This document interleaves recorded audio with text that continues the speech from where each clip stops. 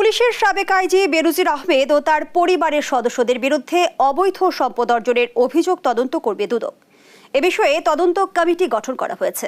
দুদক কার্যালয়ে সংবাদ সম্মেলনে একথা জানান সংস্থার সচিব। এর আগে বিভিন্ন গণমাধ্যমে বেনজির আহমেদের বিপুল সম্পদের বৈধতা নিয়ে প্রশ্ন তুলে সংবাদ প্রকাশ করা হয়। এদিকে সাবেক আইজিপির সম্পদের উৎস জানতে কেন দুদককে নির্দেশ দেওয়া হবে না তা জানতে চেয়ে হাইকোর্টে রিট করেন এক আইনজীবী। হাসান মাহমুদের রিপোর্ট।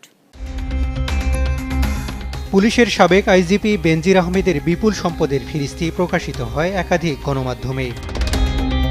এর মধ্যে গোপালগঞ্জের শাহপুর ইউনিয়নের বৈরাগীটোলায় 400 বিঘা জমিতে গড়ে তোলা বিলাসবহুল সাভানা ইকো রিসোর্ট, গুলশান ও মগবাজারের একাধিক ফ্ল্যাট, পূর্বাচলে বিলাসবহুল ডুপ্লেক্স বাড়ির কথা উঠে আসে গণমাধ্যমে। এর বাইরে বেনজির আহমেদের স্ত্রী জিশান মির্জা, বড় মেয়ে ফারহিন রিস্তা, ছোট মেয়ে তাহসিন রাইসার নামে একাধিক বিলাসবহুল ফ্ল্যাট ও বিভিন্ন কোম্পানিতে একাধিক শেয়ার থাকার খবর প্রকাশ হলে সারা দেশে তৈরি হয় চাঞ্চল্য।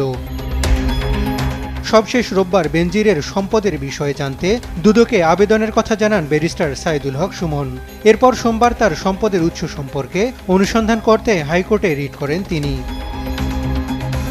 সাবেক আইজিপি বেনজিরের এই অবৈধ সম্পদের খবর গণমাধ্যমে প্রকাশ হলেও দীর্ঘদিন নীরব ছিল দুর্নীতি দমন কমিশন দুদক। সবশেষ যেন ঘুম ভাঙল সংস্থাটির। সোমবার এক সংবাদ সম্মেলনে বেনজির আহমেদের বিপুল সম্পদের উৎস অনুসন্ধানে কমিটি গঠন করা হয়েছে বলে জানান দুদক সচিব। সাবেক আইজিপি জনাব বেনজির আহমেদের বিরুদ্ধে অবৈধ সম্পদ অর্জনের একটি প্রতিবেদন জাতীয় দৈনিক পত্রিকায় প্রকাশিত হয়। 1 এপ্রিল ও 2 এপ্রিল 2024 তারিখে আরও কিছু ইলেকট্রনিক মিডিয়ায় একই প্রকৃতির অভিযোগ প্রকাশিত হয়। সাবেক আইজিপি জনাব বেনজির আহমেদের বিরুদ্ধে অবৈধ সম্পদ অর্জনের অভিযোগ অনুসন্ধানের জন্য অনুমোদন দেওয়া হয়। সংশ্লিষ্ট আইন ও বিধি মোতাবেক নির্ধারিত সময়সীমার মধ্যে অনুসন্ধান সমাপ্ত করে আইনানুগ ব্যবস্থা গ্রহণ করা হবে। তবে সংবাদ প্রকাশের পর দীর্ঘ সময় দুদকের নীরবতার বিষয়ে সচিব বলেন, গত 18 এপ্রিল বেনজির আহমেদের সম্পদের অনুসন্ধানের সিদ্ধান্ত হয়। আমাদের কমিশন সভায় 3 সদস্য বিশিষ্ট একটি কমিটি গঠন করা হয়েছে এবং এই কমিটিকে তদারকি করার জন্য একজন তদারকি কর্মকর্তা নিয়োগ করা হয়েছে। এই অনুসন্ধান কার্যক্রম চলাকালীনই আসলে অনুসন্ধানের ধারাবাহিকতা যা যা প্রয়োজন সকল কিছু বিধি মোতাবেক সংগ্রহ করা হবে।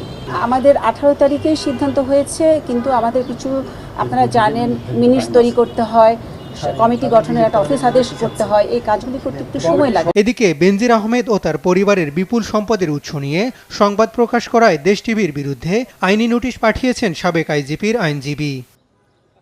হাসান মাহমুদ, দেশ টিভি, ঢাকা।